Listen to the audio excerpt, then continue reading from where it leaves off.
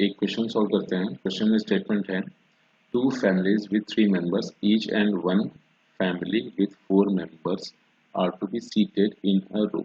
In how many ways can they be seated so that the same family members are not separated? तो कहने का ये मतलब है कि सेम फैमिली मेंबर्स साथ में बैठेंगे।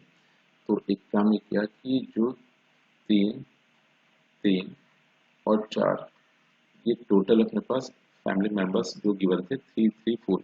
एक काम ये किया कि इनका इनका इनका आपस में एक बंडल टाइप का बना लिया। तो अब होगा ये कि ये जो अपने पास 1, 2, 3 बंडल गिवन है, इन 3 बंडल को तो 3 फैक्टोरियल तरीकों से अरेंज किया जा सकता है। अब बात है कि इन 3 मेंबर्स को आपस में इस बंडल के अंदर 3 फैक्टोरियल तरीकों से अरेंज किया जा सकता है। सिमिलरली इसे भी 3 फैक्टोरियल तरीकों से अरेंज किया जा सकता है एंड इसे 4 फैक्टोरियल तरीकों से अरेंज किया जा सकता है।